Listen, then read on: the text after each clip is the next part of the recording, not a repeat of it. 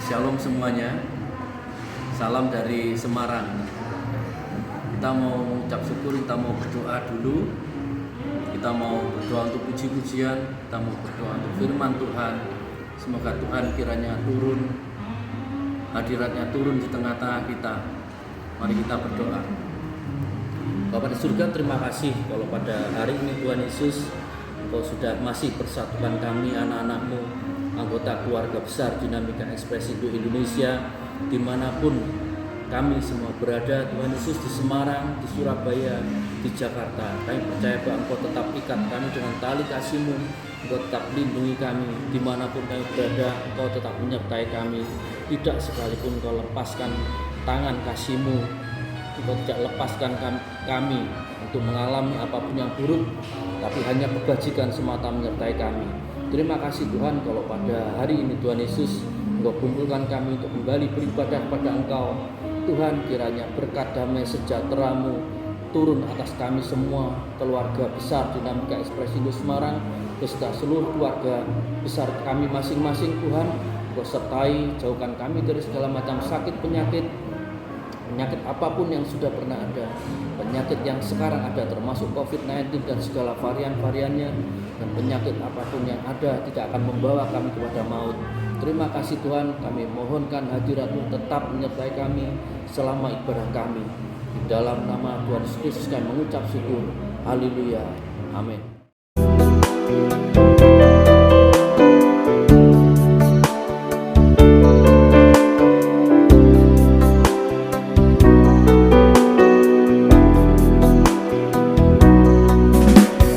Masuk ruang Maha Kudus dengan darah anak domba. Ku masuk dengan hati tulus, menyembah yang maha kuasa.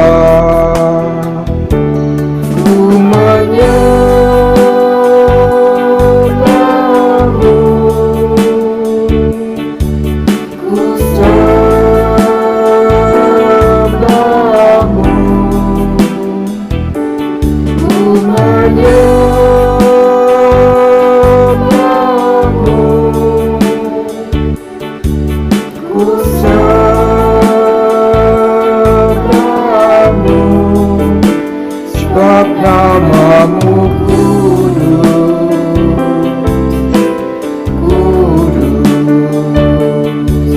Tuhan.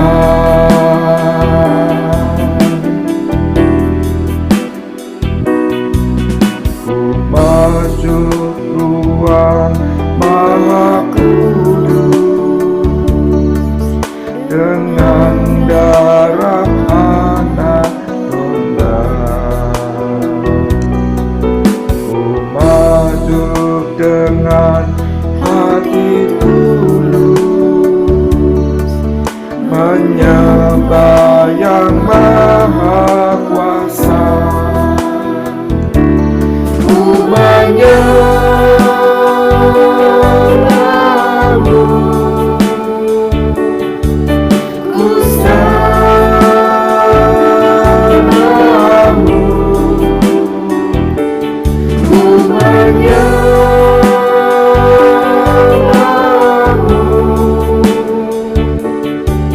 ku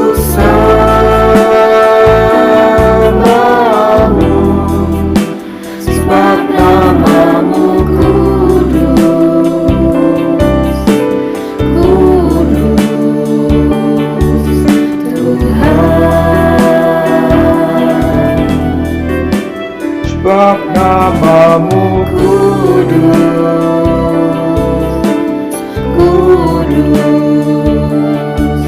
Tuhan.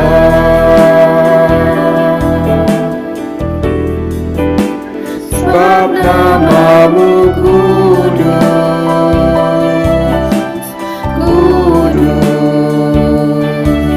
Tuhan.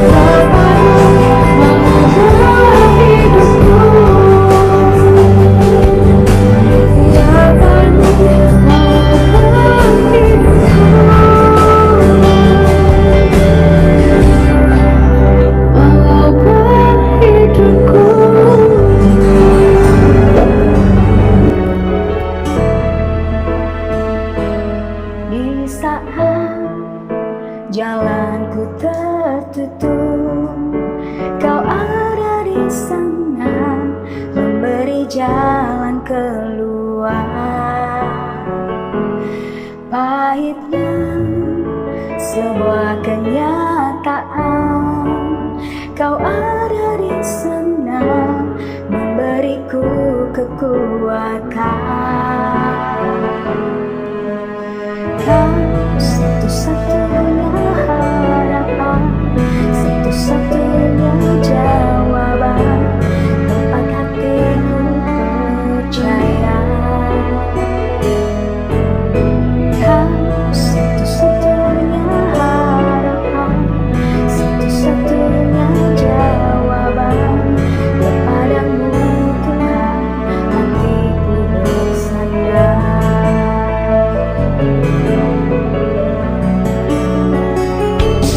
Di saat jalanku tertutup, kau ada di sana memberi jalan keluar. Pahitnya sebuah kenyataan, kau ada di sana memberiku kekuatan. Kau satu-satunya harapan, satu-satunya jawaban tempat hatiku percaya.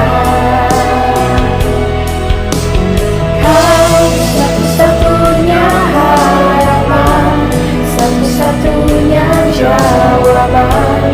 Kepadamu Tuhan hatiku bersandar.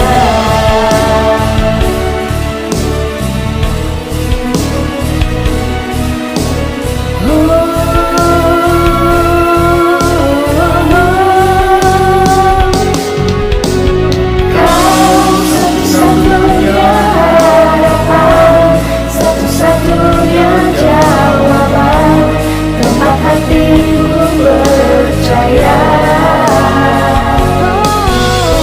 Kau satu-satunya harapan, satu-satunya jawaban.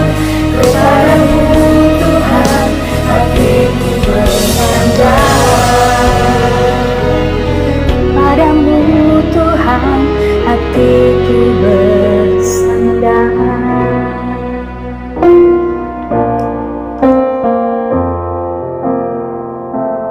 Bless the Lord, my soul, oh my soul, worship His holy name. Sing like never before, oh my soul, I'll worship Your holy name.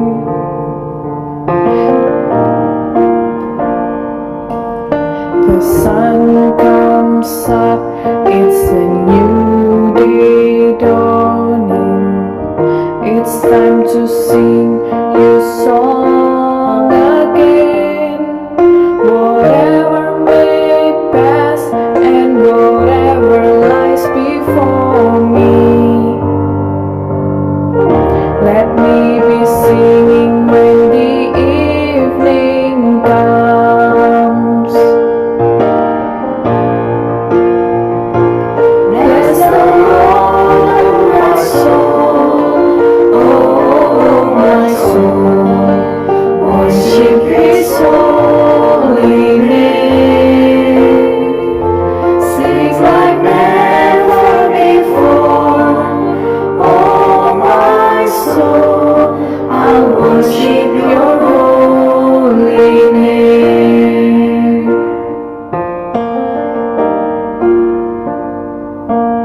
You're rich in love and you're slow to anger. Your name is great and Your heart is kind.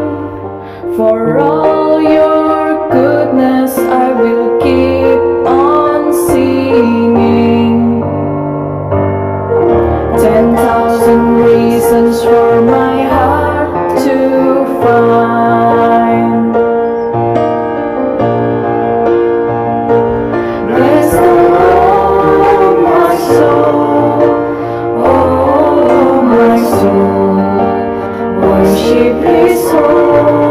name. Sing like never before. Oh, my soul, I worship your holy name. Bless the Lord, oh my soul, oh my soul, worship His holy name. Sing like never before, oh my soul, I'll worship your holy name. I'll worship your holy name. I'll worship your holy name.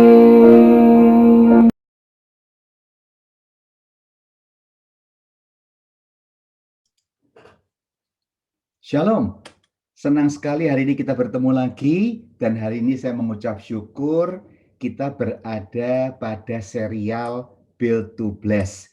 Ada 10 sesi, yang pertama sampai ke 10 dan saya mengucapkan terima kasih atas kesempatan yang diberikan kepada saya.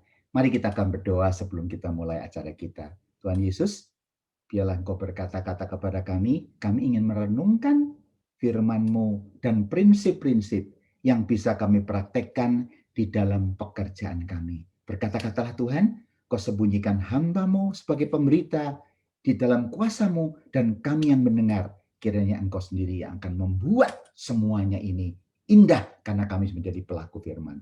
Dalam nama Tuhan Yesus kami berdoa dan mengucap syukur. Amin. Hari ini kita akan mulai dengan Build to Bless. Kenapa? Seri ini sangat penting dan saya harapkan bisa memberikan inspirasi. Karena kita sebagai seorang pengusaha, Anda seorang profesional, selalu berhubungan dengan pekerjaan kita, pelanggan, pemasok. Dan orang-orang di perusahaan, di komunitas kita sangat membutuhkan sentuhan-sentuhan nilai-nilai kekristenan kita pada waktu kita berhubungan dengan mereka. Bagaimana Anda berhubungan dengan pelanggan, Anda berhubungan dengan pemasok, Anda berhubungan dengan pemerintah, Anda berhubungan dengan karyawan. Mereka membutuhkan Yesus yang mereka lihat pada waktu kita berhubungan dengan mereka. Bukan hanya mereka melihat bahwa kita hebat di gereja. Tidak. Aplikasi dari Yesus yang mereka pengen lihat adalah pada waktu kita melakukan di dalam pekerjaan kita. Senin sampai Jumat itu adalah real aplikasi dari apa yang disebut dengan Build to Bless Company. Engkau menjadi berkat, bukan hanya ngasih pekerjaan, bukan hanya ngasih uang, tapi engkau adalah ngasih sesuatu yang lebih dari itu, adalah nilai-nilai hidup yang mereka bisa rasakan di dalam kehidupan mereka sehari-hari. Jadi ini sangat penting. Jadi buat saya ini sangat penting. Mari kita akan lihat, izinkan saya share screen terlebih dulu, supaya memudahkan buat kita memikirkan hal ini. The first commandment. Kenapa the first commandment? Karena ada 10. Mari kita lihat, ini dari serial buku saya. Yang pertama kita bicara soal Build to Bless Company, ya, kemudian Lead to Bless, dan CEO Summit. Ini rangkaian buku, Anda bisa lihat di Tokopedia, di mana. Di dalam buku ini saya tulis 3 hal. Untuk menjadi Build to Bless Company, 3 hal yang sangat penting. Orang harus sukses apa? Financial, sosial, dan spiritual. Tidak hanya satu. Kalau satu pasti timpang. 3 harus menjadi tujuan kita. Ayo, siapa yang senang? Kalau Anda mengalami 3 sebagai seorang pengusaha, sebagai seorang profesional, kita mengalami, pengen apa Pak Paulus? Saya pengen sukses financial, tapi juga sukses sosial, dan sukses spiritual. Itu tentunya hidup kita akan penuh dan menjadi kesaksian buat banyak orang. Semua orang bisa terjamah karena kita sukses financial, sosial, dan spiritual. Tapi untuk menerapkan itu banyak pressure yang kita alami. Nggak mudah, tekanan-tekanan tuh punya. Yang pertama pekerjaan sendiri. Pekerjaan tuh nggak gampang untuk bisa sukses financial, sosial, maupun spiritual. Kompetitor lakukan kayak gini kok Paulus. Kompetitor nggak bayar pajak, kompetitor sogok sana sini, pemasok pengen seperti ini. Gimana kita bisa hidup dengan spiritual yang kuat? Itu tekanan. Bukan hanya tekanan dari pekerjaan, family juga. Kita bekerja di kantor, tapi begitu sampai di rumah kita punya tekanan family. Hubungan dengan suami, dengan anak, dengan kolega, itu juga mempressure kita sebagai human being. Komunitas kita, komunitas Anda di gereja, komunitas Anda di sosial, juga menekan kita. Ini yang kelihatan. Ini adalah pressure-pressure yang kelihatan. Belum yang tidak kelihatan, seperti sosial media. Wah, kita dengar sosial media, kita nggak tahu, kita jadi bingung. Maunya kemana ini? Termasuk di dalamnya adalah berita-berita gereja yang kita dengar. Kita juga bingung. Ini yang tidak kelihatan. Tapi saya nggak mau membahas lima-limanya. Saya membahas fokus untuk pertama dulu, yaitu bagaimana pekerjaan work ini. Work ini pressure-nya sangat besar. Karena ada work, ya, pekerjaan yang benar-benar fokusnya money. Uang. Yang saya sebut dengan financial. Yang ada juga pekerjaannya sosial. Saya melakukan pekerjaan ini untuk fungsi sosial. Tapi juga ada yang lebih tinggi, yaitu spiritual atau purpose driven.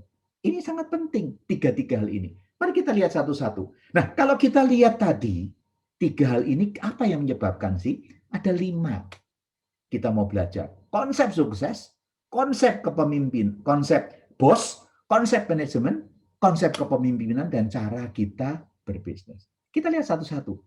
Jujur, pertanyaan pertama. Konsep sukses Anda apa sih? Anda disebut sukses itu apa sih? Kalau orang berkata, uang lah, kekayaan lah. Kalau saya punya kekayaan, punya posisi, itu sukses. Uang nomor 1, itu artinya financial.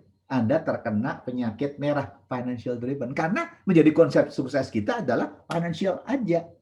Tapi Anda juga bilang, enggak lah financial, Pak Paulus. Saya juga pengen humanisme, saya pengen punya social impact, saya pengen punya impact kepada komunitas. Berarti Anda, konsep sukses Anda adalah social impact, social driven. Memang banyak orang yang seperti ini juga. Uang nggak penting. Kita lihat banyak lah yang sosial, yang bekerja di sosial, orang yang bekerja di NGO. NGO itu nggak mikir financial, tapi impact kepada komunitas banyak sekali. Tapi yang ketiga, jangan lupa, konsep sukses kita apa sih? Spiritual, kerohanian kita. Apakah di dalam pekerjaan kita membuat kerohanian kita juga naik? Kebenaran, kekudusan, holiness itu naik. Tidak sekedar uang. Tidak sekedar untuk kepentingan manusia, impact sosial. Tapi juga pengaruh saya, impact rohani saya. Jangan sampai pekerjaan itu yang kita lakukan membuat rohani saya jauh dari Tuhan. Pekerjaan yang kita lakukan membuat kita berbeda jauh dengan apa yang diajarkan Alkitab. Kalau itu terjadi, kita sedang menciptakan diri kita sendiri jauh antara apa yang kita mau sama Tuhan dengan kenyataan. Dan itu yang terjadi, spiritualnya jauh atau kerohaniannya jauh. Itu yang pertama yang perlu renungkan. Konsep sukses Anda dan saya apa?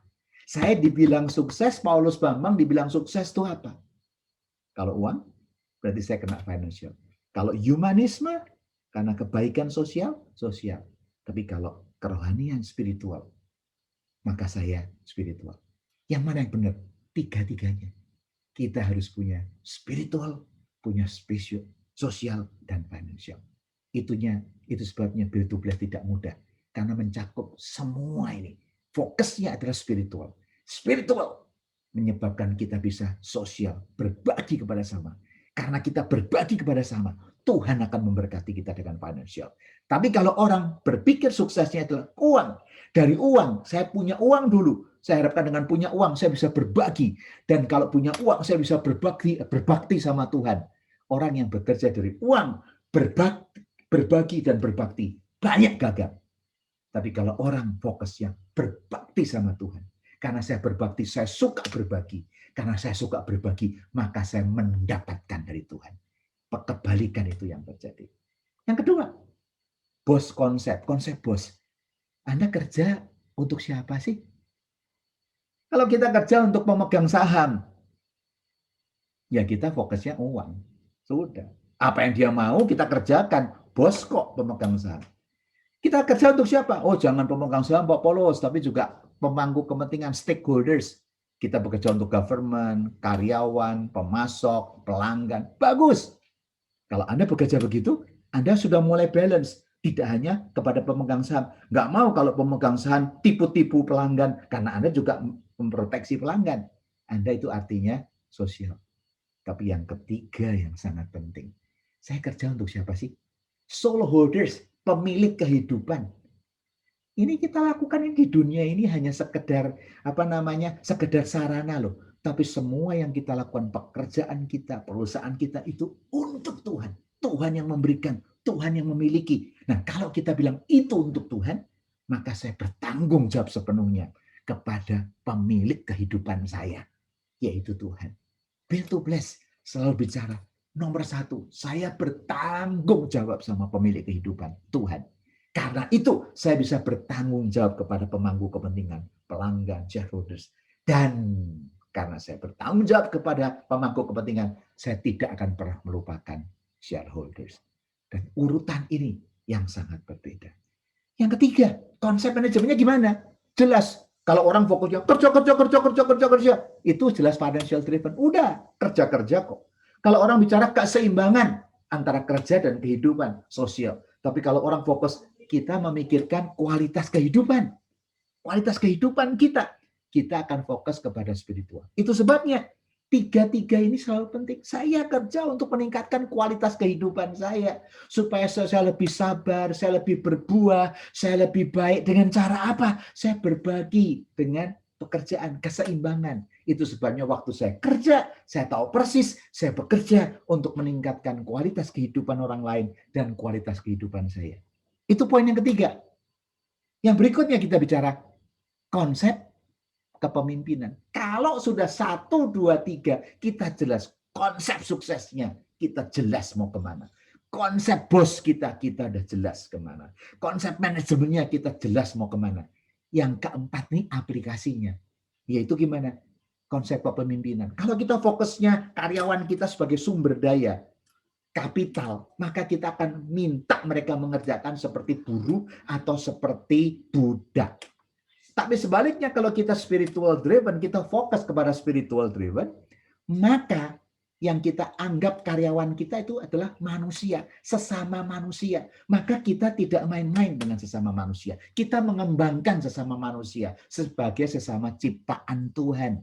Jadi kalau kita fokus, kolega kita, karyawan kita, pelanggan kita manusia, fokus kepada manusia, kita tidak serta-merta. Kita akan melakukan hal yang lain. Yang kelima, yang terakhir, the way of doing business. Nah, kalau kita financial driven, yang merah ini, Tuhan dan bisnis itu terpisah. Udah Pak Polo jangan ngomong-ngomong soal bisnis lah. Kalau Tuhan jangan ngomong bisnis. Bisnis jangan ngomong sama Tuhan. Bisnis itu Senin sampai Jumat, Sabtu sampai Minggu itu Tuhan. Orang yang begini pasti hidupnya financial driven. Bible itu nggak relevan. Ya sudah, ini cara-cara bisnis, cara dunia, cara hidup baik, cara surga. Orang yang begini tidak bisa melihat bahwa itu ada kesatuan. While di dalam spiritual driven, orang yang mengejar spiritual, Tuhan dan bisnis itu tidak bisa dipisahkan. Itu satu kesatuan. Seperti Bible itu seperti operating system. Ini handphone ya. Operating system. Begitu Anda mau buka handphone ini, yang pertama dibuka namanya iOS atau Android. Itu operating system. Sebelum Anda bisa WA, bisa Telegram, bisa buka foto, nggak bisa sebelum operating systemnya jalan. Karena di operating system ini duduk semua application software. Nah, bayangkan kalau kita di bisnis, sebelum kita melakukan tindakan apa-apa, yang mendasari semua itu adalah Bible, hidup kita berbeda. Karena kita berpikir apapun, Tuhan senang nggak ya saya melakukan ini? Bible. Kalau Tuhan senang, maka kita melakukan sesuatu. Jadi kelima hal ini sangat-sangat penting. Itu sebabnya untuk mencapai kelima hal ini, ada 10 prinsip, 10 perintah yang saya akan nanti sharing. 10 kali. Yaitu 5 yang saya sebut the spirit of the firm, dan 5 the soul of the firm. Ini adalah rohnya, ini jiwanya perusahaan kita. Nanti 10 satu persatu. Mari kita mulai perintah yang pertama. Perintah yang pertama, the Ten Commandments. Berbunyi demikian. Muliakan Tuhan dalam pekerjaan dan perusahaanmu, karena semuanya adalah milik Tuhan yang dipercayakan kepadamu. Saya ulangi, memuliakan Tuhan dalam pekerjaan dan perusahaan kita, karena semuanya adalah milik Tuhan yang dipercayakan kepada kita. Ini prinsip yang pertama, jempol. Memuliakan Tuhan. Ini menjadi pemikiran kita. Untuk Build to Bless, memuliakan, glorify God in all we do dalam pekerjaan dan perusahaan. Kenapa kita mesti glorify God? Karena semua pekerjaan dan perusahaan kita itu milik Tuhan.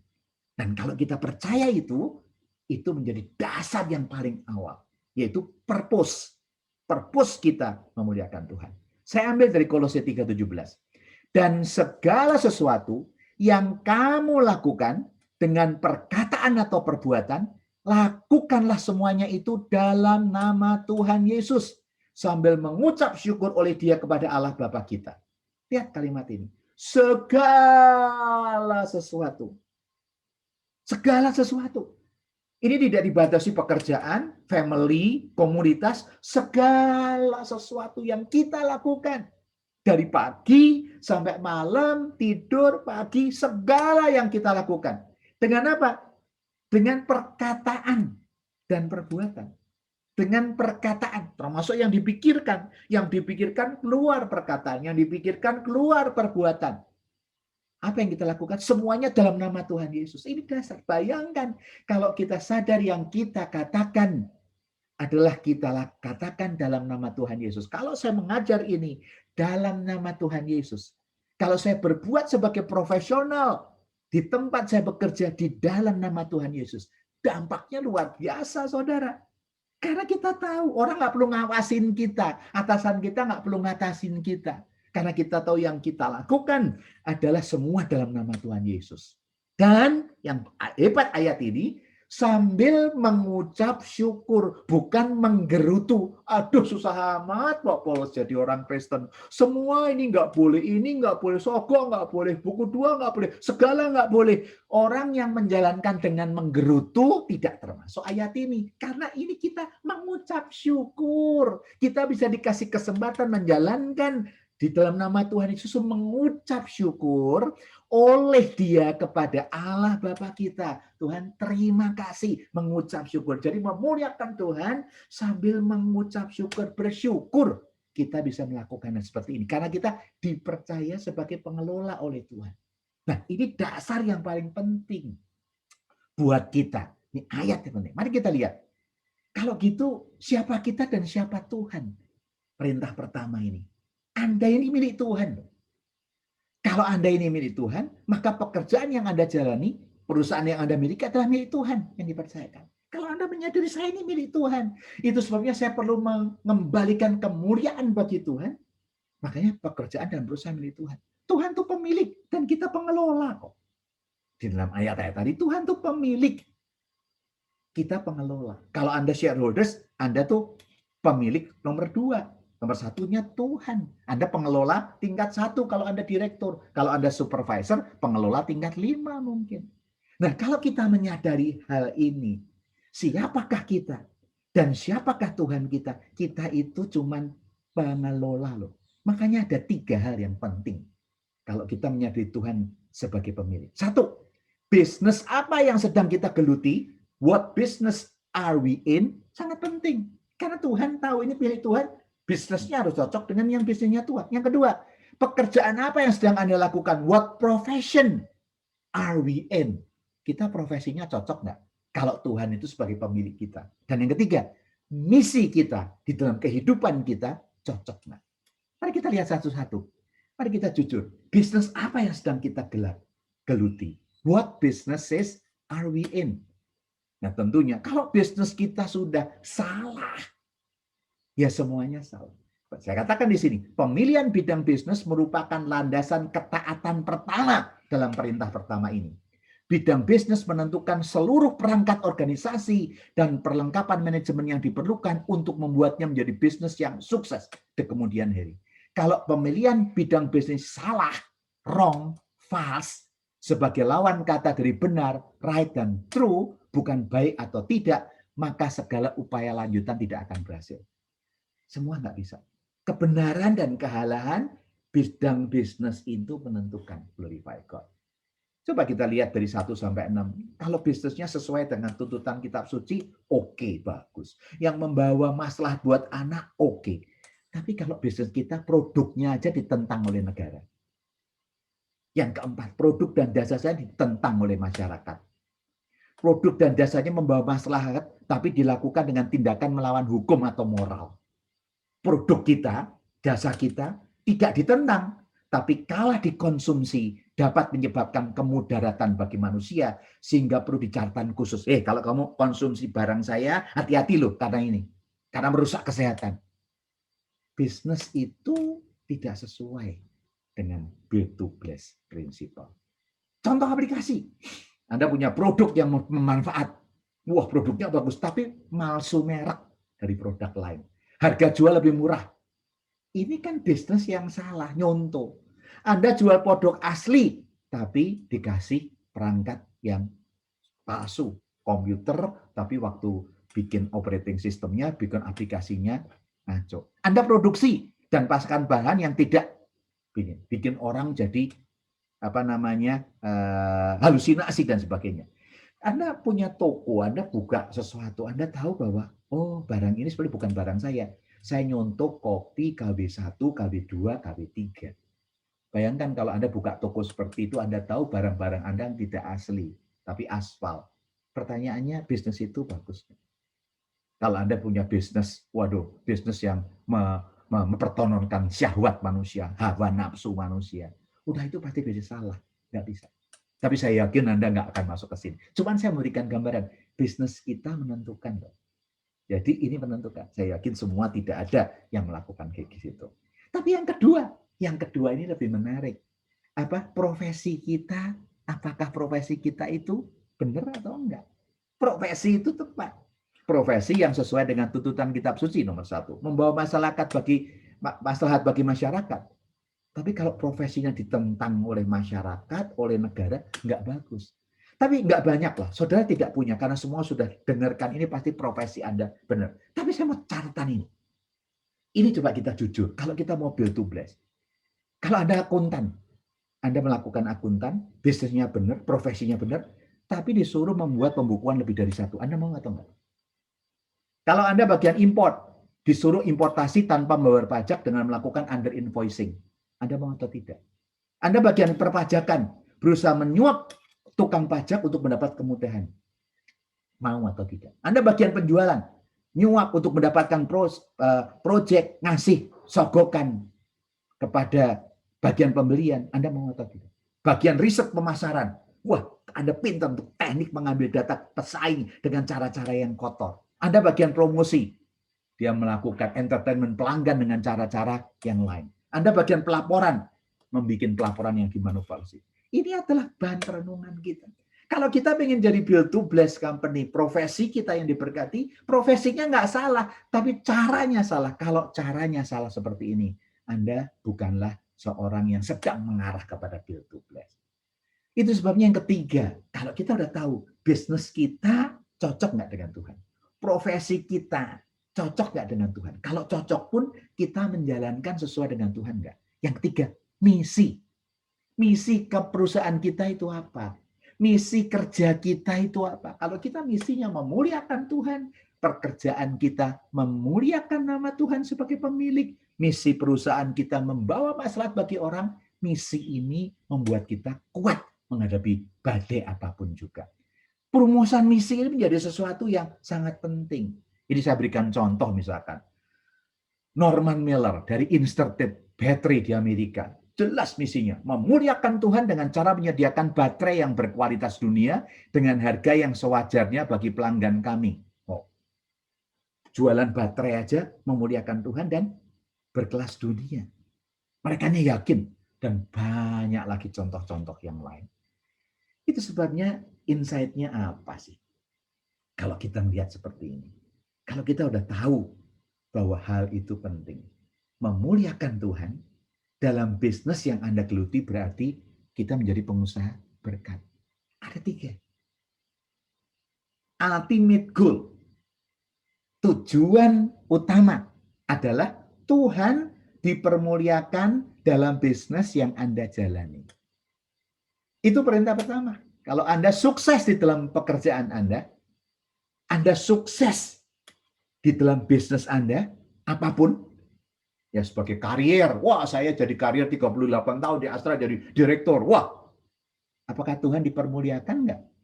Pada waktu saya naik dari level salesman, staff jadi direktur. Apakah makin tinggi saya sebagai direktur, justru Tuhan tidak dipermuliakan karena saya ngajarin anak-anak saya cara-cara bisnis yang salah. Kalau Anda sukses di dalam bisnis, apakah Tuhan, wow, luar biasa nih Pak John ini, gara-gara Pak John ini, begini, Pak Paulus ini, gara-gara Pak Paulus memimpin ini jadi seperti ini, perusahaan saya dibesarkan, saya dikuatkan, saya merasa enak bekerja sama. Artinya apa? Tuhan dipermuliakan melalui bisnis yang kita datangkan. Ini harus menjadi nilai dasar dalam menyusunan bisnis portfolio dan corporate mission statement. Tujuan perusahaan ini loh. Apapun, coba Anda renungkan hari ini. Misi Anda apa sih? Uang. Memberikan pekerjaan kepada orang? Atau Tuhan? Sekali lagi, kalau Anda fokusnya Tuhan, maka Anda berbakti kepada Tuhan, Anda akan pasti suka berbagi. Dan kalau Anda suka berbagi, pasti diberkati. Itu prinsipnya. Yang kedua saya ingatkan lagi, apa sih insight-nya? The ultimate shareholders. Siapa pemegang saham utama kita? Adalah Tuhan sebagai pemilik. Jadi Tuhan dipermuliakan karena Tuhan pemilik. Saya itu pengelola. Kalau Tuhan pemilik, saya utamanya soul holders. Jadi ini insight-nya saya tahu. Saya kerja untuk ultimate shareholders. Yang ketiga, kita bicara ultimate result. Akhirnya, kalau kita bilang resultnya terakhir itu apa sih? Kinerja cemerlang dengan dasar kebenaran truth. God corporate governance. Semua hasil kita berasal dari Tuhan, oleh Tuhan, dan untuk Tuhan. Hasilnya nggak sampai nanti dikejar kejaksaan. Hasilnya nggak dikejar KPK. Karena semua yang kita hasilkan ikut standar good corporate governance. Dan bahkan di atas itu adalah godly corporate governance. Ini kalau kita menyadari poin-poin ini, wow, hidup kita jadi berbeda. Jadi kita melakukan profesi kita melakukan hal-hal yang berhubungan dengan pekerjaan kita, punya misi yang lebih tinggi dari sekedar uang.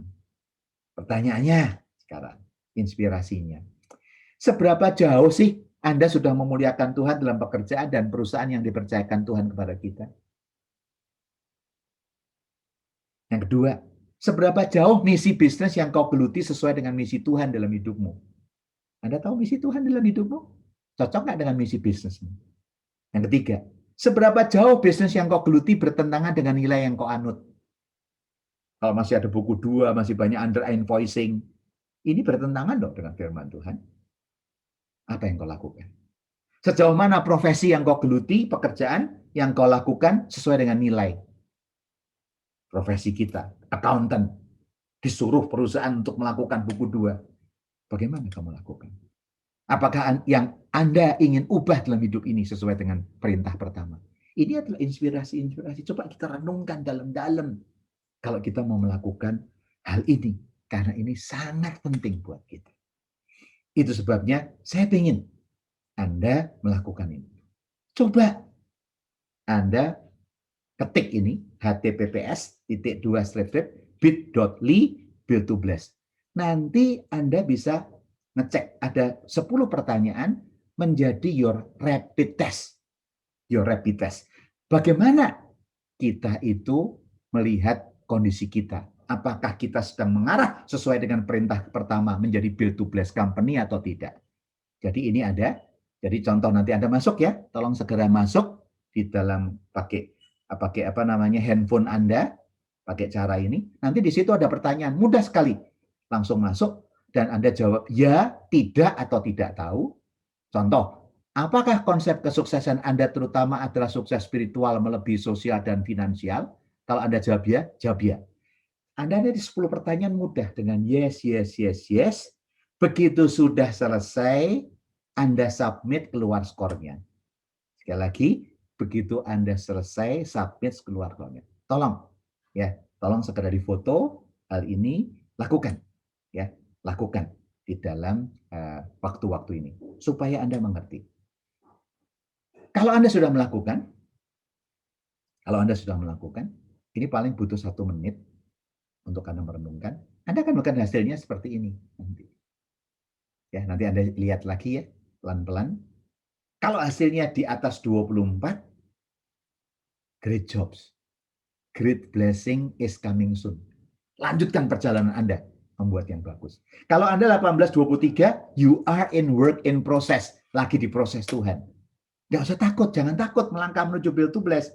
Anda sedang menuju. Tapi kalau yang merah, wow, you are in the dangerous zone di bawah 18. Mulai mencari Tuhan dan mentor dengan sungguh-sungguh untuk berani menjalankan kebenaran di dalam pekerjaan Anda. Jadi kalau ini terjadi, Anda harus melakukan sesuatu. Nah, teman-teman dan saudara-saudara sekalian, kalau kita menyadari hal ini sesuatu yang sangat menarik. Saya berdoa, ini adalah perjalanan. Tahap pertama ini membuat kita tahu sebetulnya untuk menjadi build to bless company, untuk menjadi orang yang menjadi berkat, apa yang harus saya lakukan sih? Itu yang pertama tadi, memuliakan Tuhan dalam perusahaan dan dalam pekerjaan kita. Kenapa kita mesti memuliakan Tuhan? Yang pertama jempol tadi, karena Tuhan adalah pemilik. Nah, kalau Anda punya prinsip seperti ini, apapun yang kita lakukan, Kolose 3:17, segala sesuatu yang saya lakukan Tuhan hari ini, segala sesuatu yang saya lakukan. Sementara saya bekerja, sementara saya memimpin bisnis, sementara saya menjadi pemimpin atau menjadi staff, yang saya lakukan untuk kemuliaan nama Tuhan. Yang saya lakukan perkataan perbuatan dalam nama Tuhan Yesus. Kalau engkau dengan tulus melakukan seperti ini, maka berkat-berkat itu Tuhan, miracle akan terjadi di dalam kehidupanmu. Karena melakukan perintah Tuhan, kemuliaan Tuhan, akan Tuhan lakukan di dalam kehidupan ini. Saya banyak sekali yang saya lakukan di dalam kehidupan ini. Dan saya merasa Tuhan menolong saya. Karena memuliakan Tuhan. Tuhan menjaga saya untuk saya tidak melakukan yang salah. Kemuliaan nama Tuhan terjadi terus-menerus. Apa yang sudah sering kali saya katakan kepada Anda. 38 tahun saya mengalami Tuhan memimpin saya dari kemuliaan-kemuliaan. Tuhan kasih pekerjaan saya yang sulit. Tuhan bereskan dari Astra Grafia. Kemudian masuk ke United Tractors. Kemudian masuk ke Astra Property. Saya nggak pernah mikir bahwa waktu masuk Astra Property cuman punya 2 tolot. Begitu saya pensiun kita punya 6 tolot, 350 km. Dan kita bisa akuisisi tolot tanpa, kata orang bilang, harus pakai sogokan. Di Indonesia banyak orang baik. Dan kalau kita melakukan kemuliaan Tuhan, kita bisa mengakuisisi baik dan jadi bagus. Jadi sekali lagi jangan takut untuk melakukan kebenaran. Karena Tuhan akan menyertai engkau dimanapun kau pergi. Mari kita berdoa. Tuhan Yesus, ajar kepada kami. Bukan hanya mengerti firman-Mu, tapi ajar kepada kami Tuhan. Untuk melakukan firman-Mu. Karena kami tahu, di dalam kami melakukan firman-Mu, Tuhan akan berkaya. Immanuel itu akan berkaya di dalam kehidupan kami. Di dalam prinsip yang pertama, ajar kepada kami Tuhan. Fokus kepada spiritual. Dan spiritual kami akan berdampak kepada sosial. Dan sosial kami akan berdampak kepada financial. Memberkati kami semua. Kami sebagai manusia, tubuh kami lemah Tuhan. Roh kami penurut, tapi tubuh kami lemah. Itu sebabnya kami membutuhkan Roh Kudus untuk kami bisa menjalankan perintah itu. Dalam nama Tuhan Yesus. Kami berdoa dan mengucap. Amin.